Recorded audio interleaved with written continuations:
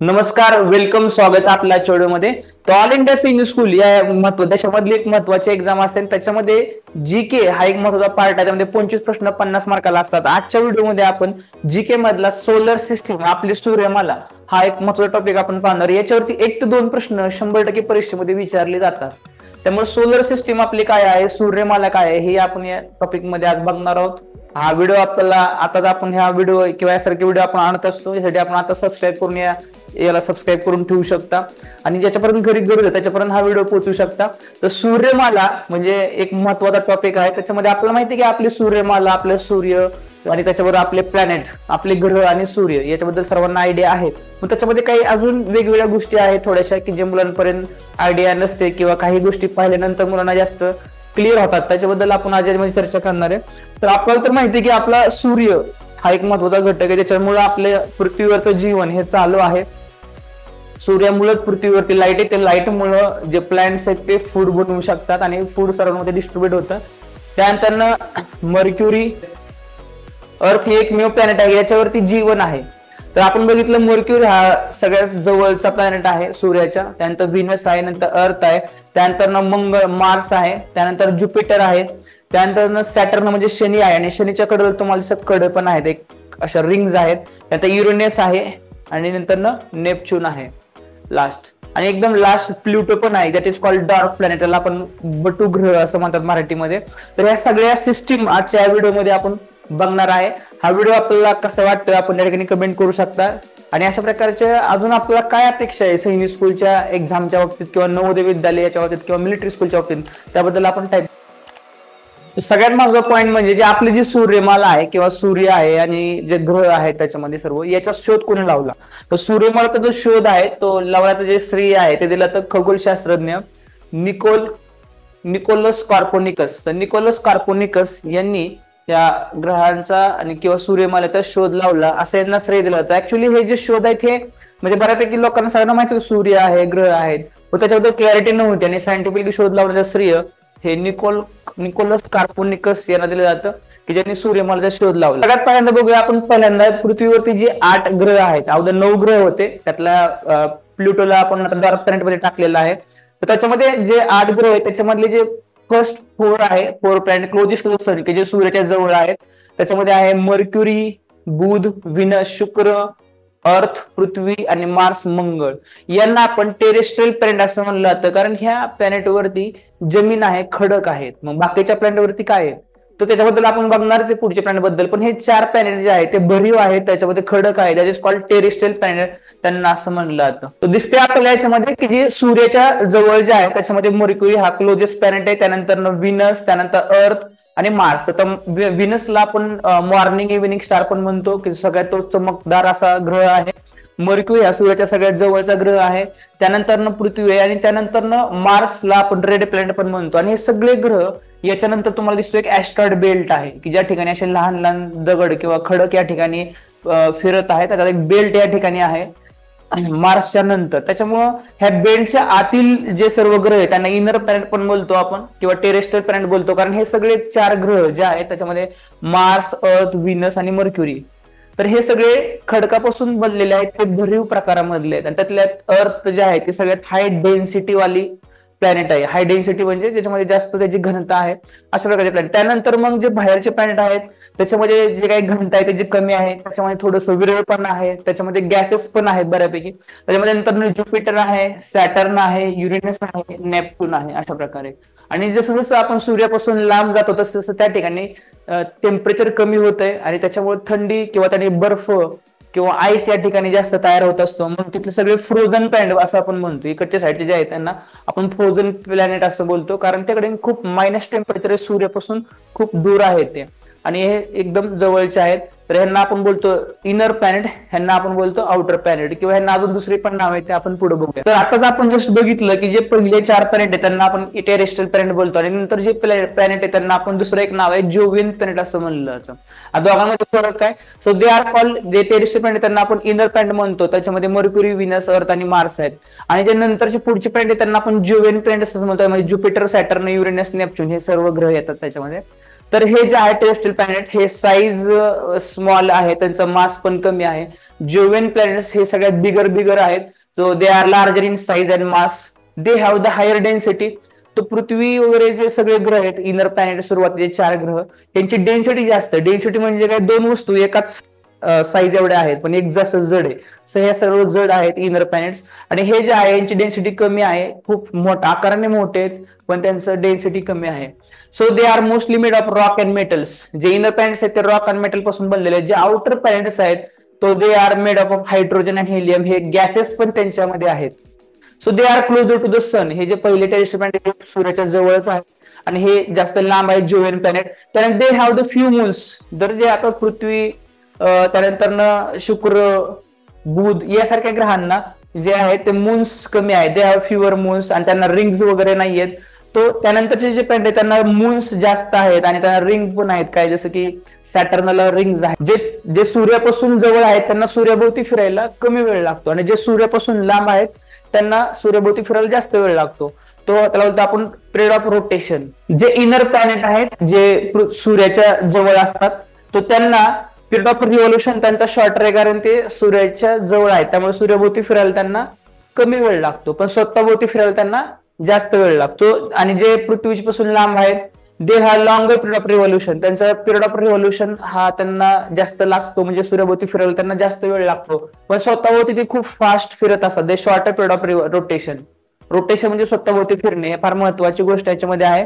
2 गोष्टी याच्यामध्ये आपल्याला क्लिअर झाल्या असेल. रोटेशन म्हणजे स्वतःभोवती फिरणे आणि रिव्हॉल्युशन म्हणजे दुसऱ्या भोवती फिरणे. आपल्याला याच्याबद्दल क्लॅरिटी आली असेल तर आपण टाईप करू शकता चला कमेंट बॉक्स. नेक्स्ट पॉईंट आपण बघूया याच्यामध्ये, तर Mars, Jupiter, Saturn are known as gas giants. तो जे याच्यामध्ये जे पुढचे आहे त्याच्यामध्ये Jupiter, Saturn they are made up of the gases like hydrogen, helium and more the distant planets. त्यामध्ये ज्युपिटर, सॅटर्न हे जे आहे त्यांना गॅस जायंट असं म्हणलं जातं, कारण ते mostly made up of gas आणि त्याच्यामध्ये हायड्रोजन, हेलियम यासारखे गॅसेस त्याच्यामध्ये जास्त असतात. तो जे लांबचे प्लॅनेट आहेत जास्त, जसं की युरेनस आहे, नेपच्यून आहे, यांना आईस जायंट पण म्हणलं जातं, कारण तिकडं थंडी जास्त आहे, त्यात टेम्परेचर कमी आहे, सूर्यापासून खूप लांब आहे, त्यामुळे त्यांना गॅस जायंट असं पण म्हणलं जातं. The sun is at the center of the solar system. आता हे सर्वांना, the sun is at the center of the solar system and all the celestial bodies are revolving around it due to its gravitational pull. आणि याच्यामुळं the sun is at the center of the solar system and all the celestial bodies are revolving around it due to the gravitational pull. तर सर्वांना idea आली असावी की पृथ्वी जे आहे, पृथ्वी सारखे जे सर्व 8 ग्रह आहेत हे सूर्याभोवती फिरत आहेत. सूर्य हा केंद्रस्थानी आहे आणि हे सर्व एकमेकाभोवती फिरत आहेत, म्हणजे प्रत्येक ग्रह हा सूर्याभोवती फिरतोय बरोबर, स्वतःभोवती पण फिरत आहे. या सगळ्या गोष्टी घडत आहेत कोणत्या फोर्समुळे, हा फार महत्वाचा पॉईंट आहे. सर्वांना याची क्लॅरिटी आली असेल. हे जगामध्ये सगळे ग्रह किंवा सगळ्या गॅलेक्सी एकमेकाभोवती फिरत आहेत किंवा एकमेकांशी टच मध्ये आहेत. कशामुळं? कारण हे आहे ग्रॅव्हिटेशन फोर्समुळे, गुरुत्वाकर्षण बलामुळे हे एकमेकांना धरून आहेत, ते एकमेकाला चिटकायला पण जात नाहीत, भडकत पण नाहीत, पण ते एकमेकापासून ठराविक अंतरात फिरत राहतात. यासाठी ग्रॅव्हिटेशन बल हे काम करत असतं. त्याच्याबद्दल सर्वांना क्लॅरिटी असेल. ग्रॅव्हिटेशन बेल्ट जे आहे त्याची रेंज खूप जास्त असते, खूप लांबपर्यंत ग्रॅव्हिटेशन वर्क करू शकतं. मग त्याची पॉवर एवढी नसते, स्ट्रॉंग नसतं ते, परंतु ते असतं आणि ते प्रत्येक वस्तूमध्ये, जगातल्या प्रत्येक वस्तूमध्ये ग्रॅव्हिटेशनल फोर्स आहे. ग्रॅव्हिटेशन फोर्स वरती आपण एक स्पेशल जीकेचा चॅप्टर असतो, तो एक नंतर आणणार आहोत. तर आपल्याला त्याबद्दल जर क्लॅरिटी आली असेल तर सी टाईप करू शकता, की आपल्याला ह्या गोष्टी जे मी सांगत आहे या आपल्याला जर पोहोचत असेल आपल्यापर्यंत, सी टाईप करू शकता. नेक्स्ट बघूया, planets revolve around the sun in elliptical orbit, live on a planet called Earth that is part of the solar system, resides in the Milky Way galaxy. So planets जे आहेत, सगळ्यात महत्त्वाचा नियम आहे की प्रत्येक प्लॅनेट, एव्हरी प्लॅनेट हा सूर्याभोवती इलिप्टिकल ऑर्बिट मध्ये फिरतात. हा समजा आपला सन आहे, तर सनच्या भोवती अशा जो आकार आहे याला आपण इलिप्टिकल ऑर्बिट, लंबवर्तुळाकार कक्षा म्हणतो. प्रत्येक ग्रह हा आपल्या सूर्याभोवती, प्रत्येकाच्या सूर्याभोवती, कारण असे सूर्य भरपूर आहेत, प्रत्येक सूर्यमाला वेगवेगळे, आपली सूर्यमाला आहे तशा अनेक सूर्यमाला या विश्वामध्ये आहेत आणि प्रत्येक सूर्यमालातला प्रत्येक ग्रह हा सूर्याभोवती लंबवर्तुळाकार इलिप्टिकल ऑर्बिट मध्ये फिरत असतो. ह्याची आपल्याला क्लॅरिटी आली असेल. आणि आपण ज्या गॅलेक्सीमध्ये राहतो त्याचं नाव आहे मिल्की वे गॅलेक्सी. तो मिल्की वे गॅलेक्सी म्हणजे खूप मोठी आली, तर गॅलेक्सी ही आपली जी मिल्की वे गॅलेक्सी आहे त्याची स्पायरल आकाराची गॅलेक्सी आहे, त्याला आपण स्पायरल आकार बोलतो. आणि मग या स्पायरल आकाराच्या गॅलेक्सीमध्ये खूप अशा सोलर सिस्टीम आहेत आणि त्यातल्या एका सोलर सिस्टीम मध्ये आपण राहतोय, पृथ्वी नावाच्या ग्रहावरती. सर्वांना याची क्लॅरिटी आली असेल. तर त्यांनी मी टाईप करायचं. हे दिसत आहे आपल्याला आपली सूर्यमाला, की जी एक स्पायरल प्रकाराची ही गॅलेक्सी आपल्याला दिसत आहे, मिल्की वे. तो एक 13.6 बिलियन इयर्स ओल्ड असं याचं आयुष्य हे सायंटिस्ट लोकांनी ओळखून काढले, की साधारण एवढी ती जुनी आहे, 13.6 बिलियन इयर्स. आणि या मिल्की वे गॅलेक्सीमध्ये अप्रॉक्सिमेटली जवळजवळ 100 बिलियन ते 400 बिलियन स्टार्स आहेत. म्हणजे आपले जसं सूर्य आहे असे सूर्य त्याच्यामध्ये 100 बिलियन टू 400 बिलियन स्टार्स आहेत. त्याच्यामुळे प्लॅनेट तर मग भरपूरच असतील, प्रत्येक सूर्याला भरपूर असे प्लॅनेट त्याच्या भोवती फिरत असू शकतात. तो हे अशा प्रकारे खूप प्रचंड अशी मोठी ही मिल्की वे गॅलेक्सी आहे. आणि अशा खूप अगणित अशा गॅलेक्सीज ह्या पूर्ण वर्ल्ड युनिव्हर्स मध्ये आहेत. आणि हे युनिव्हर्स किती मोठं असेल याची आपण कल्पना करू शकत नाही, एवढं मोठं ते आहे. Center of the Milky Way is home to the supermassive black hole that is about 4 million times more than the sun. तो या मिल्की वे गॅलेक्सीच्या सेंटरला एक अशा प्रकारचं ब्लॅक होल आहे. The centre of the Milky Way is home to the supermassive black holes. तर आपली जी सूर्यमाला आहे मिल्की वे गॅलेक्सी, त्याच्या सेंटरला एक सुपरमॅसिव्ह असं खूप मोठ्या आकाराचं हे ब्लॅक होल आहे. तर ब्लॅक होल हे जवळजवळ आपल्या सूर्याच्या 4 दशलक्ष पट एवढं मोठं आहे. म्हणजे ब्लॅक होल हा काय असतो, तो ब्लॅक होल हे प्रत्येक गॅलेक्सीच्या सेंटरला असतं, की जे ब्लॅक होलची जी डेन्सिटी आहे ती खूप हाय जास्त राहते. याची ग्रॅव्हिटी जी आहे ती खूप ह्याच्यामध्ये हाय राहते आणि खूप पॉवर त्याच्यामध्ये असते या ब्लॅक होलमध्ये. आणि ज्यावेळेस एखाद्या स्टारचे आयुष्य संपत असतं त्यावेळेस ते तिकडं वळलं जातं ब्लॅक होलमध्ये. किंवा ब्लॅक होलची ग्रॅव्हिटी एवढी जास्त आहे की त्याच्यामधून लाईट सुद्धा ते ऍब्सॉर्ब करून घेतं. त्याच्यामुळे त्याचा कलर हा ब्लॅक आहे, कारण ते ब्लॅक आहे. मग तो ह्याचा फोटो कसा काढला सायंटिस्टनी, तो बऱ्याच टेक्नॉलॉजी वगैरे आज सायंटिस्ट युज करतात, बऱ्याचशा दुर्बीण युज करतात, त्याच्यामधून ब्लॅक होल बद्दलची माहिती ते मिळवत आहेत. त्याच्यावर अभ्यास अजून चालूच आहे सर्वांचा. तो ब्लॅक होल हे असं सुपरमॅसिव्ह ब्लॅक होल असतं की जी डेन्सिटी ग्रॅव्हिटी त्याची खूप हाय राहते, त्याच्यामुळे त्याच्यामध्ये लाईट सुद्धा ते ऍब्सॉर्ब करून घेतं.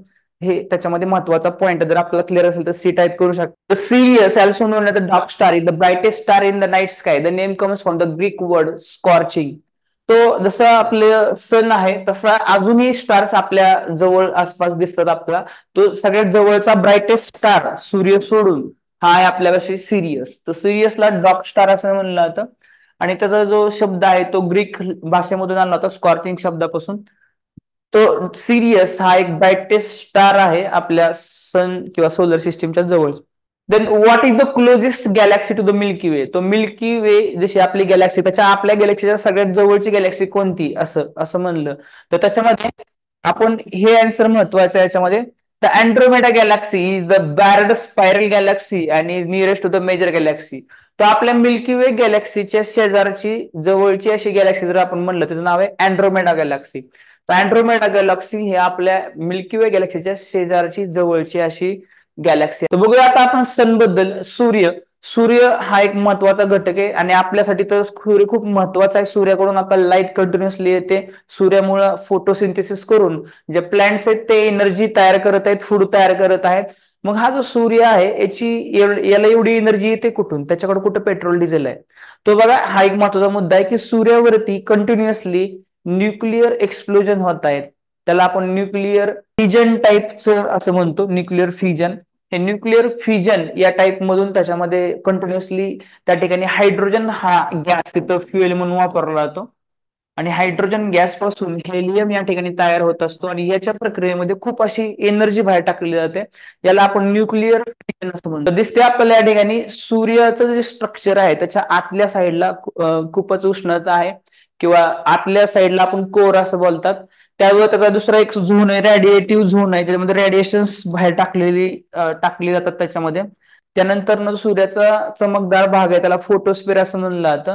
आणि ज्या ठिकाणी हॉट गॅसेस वगैरे असतात असे थोडे वरती आलेले त्याला कोरोना असं म्हणलं जातं. त्याच्या खालचा थोडासा पार्ट आहे त्याला क्रोमोस्फिअर असं म्हणलं जातं. हे पार्ट आहेत सूर्याचे. त्याच्यामधला मेन पार्ट आहे कोर, जो बाहेरचा चमकदार पार्ट आहे फोटोस्फिअर, आणि त्याच्या बाहेर जो हॉट गॅसेसचा पार्ट आहे त्याला म्हणलं जातं कोरोना. ओके, तो हे महत्वाचे पार्ट ह्याच्यामध्ये आहेत. तो आजचा हा सोलर सिस्टीमचा जो चॅप्टर आज आपण बघितला हा आपल्याला कसा वाटला आपण शेअर करू शकता. तर ऑनलाईन पद्धतीने आज पूर्ण महाराष्ट्रामधून आपली मुलं ऑनलाईन ही तयारी करत असतात. युट्यूब माध्यमातून तर सगळं मटेरियल आम्ही ऑनलाईन युट्यूब वरून पण आपण स्टडी करू शकता. परंतु एक स्पेशल लाईव्ह क्लास पण आपलं वर्षभर चालत असतो. मुलं इंटरॅक्टली कनेक्ट असतात, ऑन द स्पॉट विचार किंवा चर्चा चालू शकते. आणि वर्षभर एक टाइम टेबल देऊन मुलं तयारी करत असतात. अशा प्रकारची ही लाईव्ह बॅच आपली चालू असते. या लाईव्ह बॅच मध्ये आम्ही डायरेक्ट विद्यार्थी घेत नाही, पण एक 10 दिवसासाठी सुरुवातीला जॉईन पण केलं जातं. आणि हे जॉईन कसं करायसाठी एक वेबिनार किंवा ह्या स्पर्धा परीक्षा काय साठी एक वेबिनार आम्ही मराठीमधून घेत असतो. तर घडवा आयुष्य पाल्याच्या स्पर्धा परीक्षांमधून हा एक वेबिनार आतापर्यंत 1.5 लाख पेक्षा जास्त पालकांपर्यंत हा पोहोचलेला वेबिनार आहे. याच्या माध्यमातून आपण 1-1.5 तासामध्ये सर्व क्लॅरिटी येऊन जाईल की स्पर्धा परीक्षा नेमक्या काय असतात. आणि ज्याला खरी गरज आहे त्याला आम्ही पुढे पण घेत असतो बऱ्याच गोष्टीसाठी. त्याच्यामध्ये सर्व स्टडी मटेरियल आतापर्यंत जे सगळं शिकवलेले lectures, PDF material, question paper हे पण तिथे पालकांना शेअरिंग केलं जातं. पण त्यांना 10 दिवसासाठी जॉईनिंग केलं जातं. हे सिस्टमॅटिक पद्धतीने विद्यार्थी पुढे येतो. परंतु ज्याला खरीच काय माहितीच नाहीये किंवा स्पर्धा परीक्षा नेमक्या काय आहेत, कशासाठी आहेत आणि याचा कशा प्रकारे काय वापर केला जाऊ शकतो, ह्याची जर क्लॅरिटी आपल्याला घ्यायची असेल तर घडवा आयुष्य पाल्याच्या स्पर्धा परीक्षा हा वेबिनार आपण नक्की पहा.